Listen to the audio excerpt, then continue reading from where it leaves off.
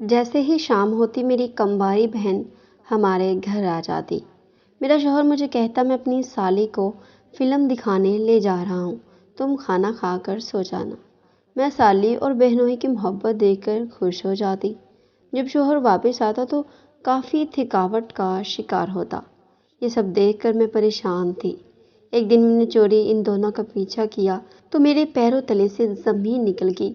وہ دونوں تو ناظرین کہانی کو آگے سننے سے پہلے آپ لوگوں سے ایک ریکویسٹ ہے کہ کہانی کو آخر تک لازمی سنیں اور ساتھ ساتھ میرے چینل کو بھی سبسکرائب کر دی تاکہ اس طرح کی مزے کی کہانیاں آپ کو روزانہ ہی میرے چینل پر ملتی رہیں۔ چلے کہانی شروع کرتے ہیں۔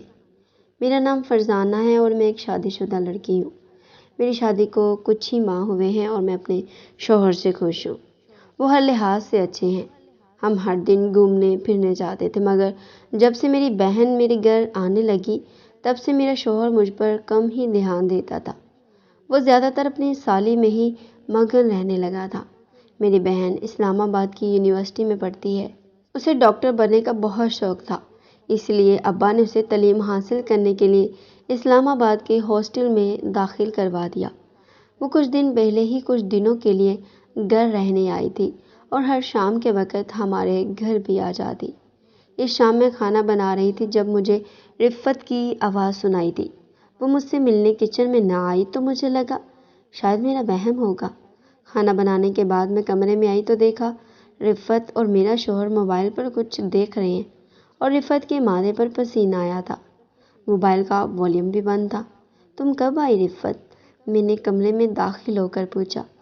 میری آواز سن کر نومی نے موبائل کی سکرین بند کر دی اور دونوں ایک دوسرے سے فاصلے پر بیٹھ گئے۔ کچھ نہیں، نیا ڈرامہ آیا تھا، بس وہی دیکھ رہے تھے، نومی نے کہا، مگر والیوم تو بند تھا۔ میں نے بیڈ پر موجود بکھرے کپڑے سمیٹتے ہوئے پوچھا۔ ہاں، موبائل شاید خراب ہو رہا ہے، اس نے مدھم انداز میں کہا۔ میں کپڑے سمیٹ رہی تھی جب مجھے نومی کی پینٹ سے ذاتی چیز ملی۔ میں نے فوراً اپنے دوپٹے میں چھپا لی کہ کہیں رفت نہ دیکھ لے۔ کماری لڑکیوں کے دیکھنے والی نہیں تھی۔ اچھا، تم شام کے وقت امی کی طرف چلے جانا، میں اور رفت فلم دیکھنے جائیں گے، نومی نے کہا۔ میں بھی ساتھ چلی جاؤں گی، اتنے دن ہو گئے میں نے کوئی فلم نہیں دیکھی۔ میں نے بھی ساتھ جانے کو اصرار کیا مگر رفت نے مجھے اپنے ساتھ جانے سے انکار کر دیا۔ کہنے لگی، آپی آپ اپنی حالت دیکھیں، چوتھا ماہ ہے آپ کا، اس حالت میں فلم دیکھیں گی؟ میری مانے تو گھر پر رک جائیں۔ رفت کی بات بھی ٹھیک تھی، اس حالت میں گھر رہنا ہی بہتر تھا۔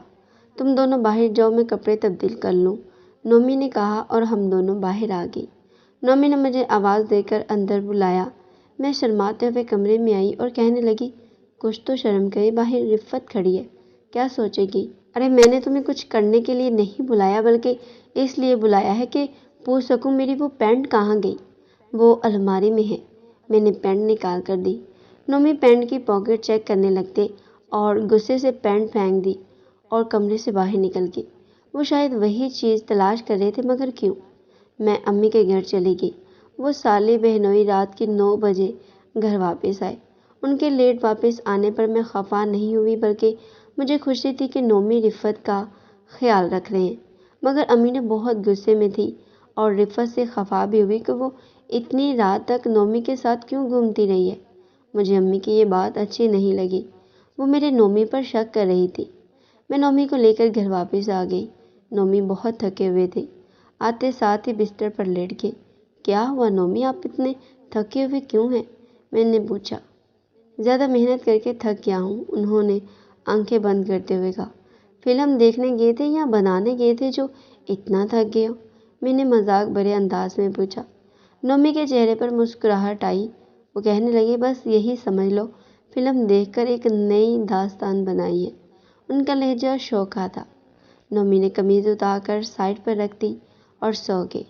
میں لائٹ بند کر کے اٹھی تو دیکھا نومی کی قمیض کے پاس وہی ذاتی چیز پڑی تھی، شاید ان کی قمیض سے گری تھی۔ میں شک کی نگاہوں سے ان کی جانب دیکھنے لگی۔ نومی اتنے دنوں سے میرے قریب نہیں آئے تھے، پھر اس چیز کو اپنے پاس رکھنے کا کیا مقصد تھا؟ کہیں وہ مجھے دھوکہ تو نہیں دے رہے؟ میرے دل میں خیال آیا۔ اگلے دن میں امی کے گھر گئی۔ رفت پڑھائی کر رہی تھی، اس کی بائیو کی کاپی دیکھ کر مجھے شرم آ گئی۔ یہ تم کیا بنا رہی ہو کاپی پر؟ ایسی گندی باتیں سیکھتے تم یونیورسٹی جاتی ہو؟ میں نے سخت لہجے میں پوچھا۔ آپ بھی بایو میں یہی سب پڑھنے کو ملتا ہے، اس نے بیزاری سے کہا اور اپنی کاپی بند کر دی۔ تم یونیورسٹی دوبارہ کب جاؤ گی؟ میں نے نرم لہجے میں پوچھا۔ چلی جاؤں گی، اس کا لہجہ اب بھی سخت تھا۔ مجھے اس کے رویے پر حیرت کے ساتھ شک بھی ہونے لگا۔ میں اس وقت خاموش ہو گئی، مگر یہ سوچ لیا تھا کہ اسے نومی سے اب دور رکھوں گی۔ میں گھر واپس آ گئی۔ نومی کام پر گیا تھا۔ میں اس کا انتظار کر رہی تھی۔ جب وہ نہیں آیا تو میں نے اسے کال کی۔ اس نے پہلے کال پک نہیں کی، مگر بار بار کال کرنے پر اس نے اٹھا لی۔ میں نے پوچھا ابھی تک گھر واپس کیوں نہیں آئے؟ وہ کہنے لگے میں تمہاری بہن کے ساتھ فلم دیکھنے آیا ہوں، رات دیر تک واپس آؤں گا۔ اس کی بات سن کر مجھے سخت غصہ آیا۔ وہ ہر دن میری بہن کے ساتھ فلم دیکھنے چلا جاتا ہے۔ پتہ نہیں ایسی کون سی فلم دیکھ رہے ہیں دونوں۔ رفت کی پڑھائی کرنے کا طریقہ مجھے پریشان کر رہا تھا۔ کہیں وہ میرے شوہر پر ہی تجربے نہ کر رہی ہو، یہ سوچ کر ہی مجھے گھبراہٹ ہونے لگی۔ میں فوراً امی کے گھر چلی گئی رفت کی شکایت لگانے۔ امی، رفت یونیورسٹی واپس کب جائے گی؟ کافی ہفتے ہو گئے اسے گھر آئے ہوئے، اس کی پڑھائی میں حرج ہو رہا ہے۔ میں نے امی کو اسے واپس ہوٹل بھیجنے کو کہا۔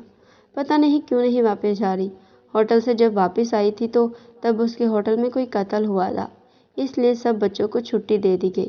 امی کی بات پر میں حیران رہ گئی۔ قتل؟ رفت نے مجھے اس بارے میں تو کچھ نہیں بتایا۔ میں نے دل میں سوچا۔ رفت بھی گھر آ گئی تھی۔ میں اس سے بات کیے بنا ہی اپنے گھر واپس آ گئی۔ نومی کمرے میں لیٹے تھے۔ کیا ہوا آپ کو؟ پھر سے تھک گئے ہیں؟ میں نے طنز کرتے ہوئے کہا۔ کھانا لگا دو، مجھے بھوک لگی ہے، نومی نے کہا۔ میں نے کھانا لگا دیا۔ وہ بہت تھکے ہوئے تھے، کھانا کھا کر سو گئے۔ وہ سوئے تھے جب مجھے نومی کی گردن پر ناخنوں کے گہرے نشان نظر آئے۔ نشان دیکھ کر میں تو رو پڑی۔ وہ نشانوں نے رفت کے دیے ہوئے تھے۔ میرا شک اب یقین میں بدل گیا تھا کہ ان دونوں کے درمیان کچھ غلط چل رہا ہے۔